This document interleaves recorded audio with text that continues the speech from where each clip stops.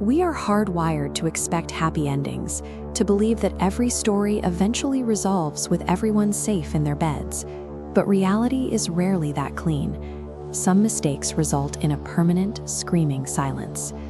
Adarsh was a B.Tech student living a baseline of normalcy. On a freezing winter night, he was the designated driver, ferrying his intoxicated friends home from a wedding through the rural outskirts of the city. The wedding venue sat in a secluded area, now swallowed by a thick, blinding fog.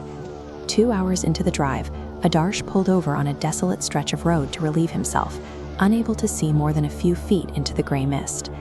As he turned back toward the car, he saw a fleeting silhouette, the chilling shape of a woman standing near his passenger door.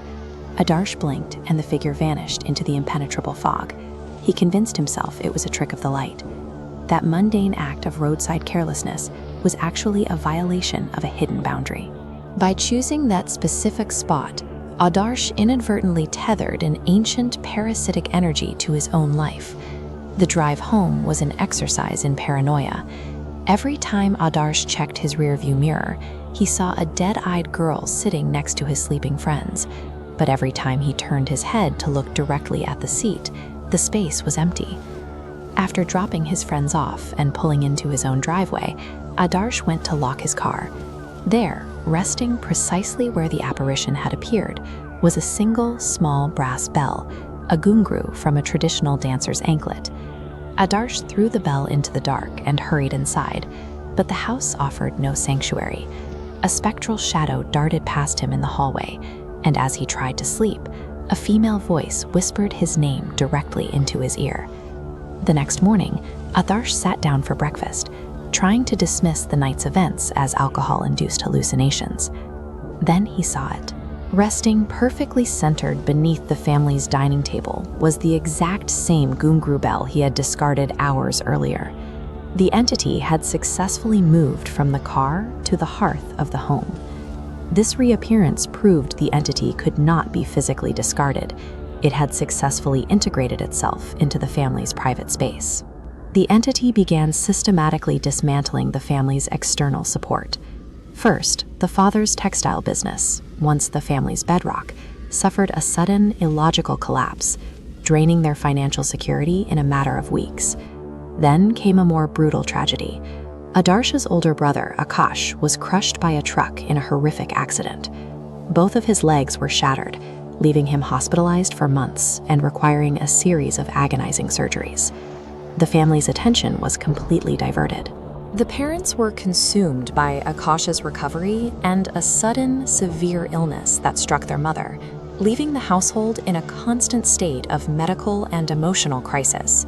This vortex of real-world trauma served a specific purpose.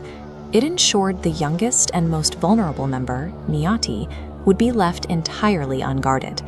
The entity had successfully isolated its true target. Niyati spent her days alone in the quiet house. They promised a trip to relax once the family's health improved, leaving her to endure the haunting in silence.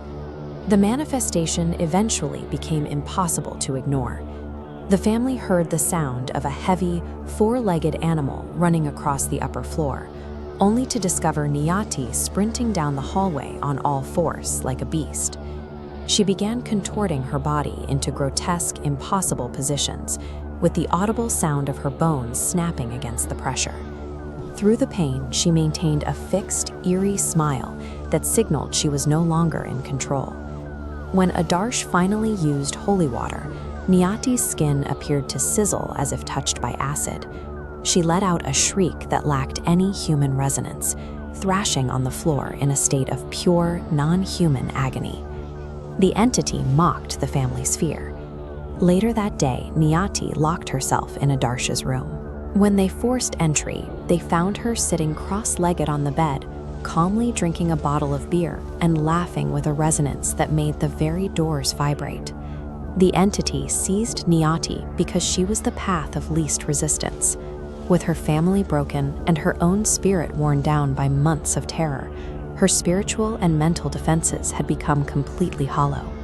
The family planned a desperate journey to the Mehendi Balaji temple in Rajasthan. They bound Niyati, hoping a specialized priest at the holy site could intervene and forcibly remove the presence.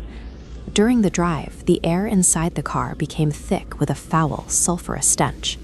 Without warning, Niyati's calm evaporated. She lunged at Adarsh from the back seat, attempting to strangle him with impossible strength. As they reached the temple gates, Niyati abruptly became calm and seemingly normal. This sudden shift lulled the family into a false sense of security, believing the positive energy of the site was taking effect. This submission was a deceptive tactic. The entity lured them into staying in a vulnerable hotel room overnight. They settled in for the night, unaware that they had just walked into a trap. At 2 a.m., the family was jolted awake by frantic banging. The hotel manager, pale and shaking, rushed them to the balcony to witness a sight that would end their hope forever. Niyati's body lay in a pool of blood on the pavement below.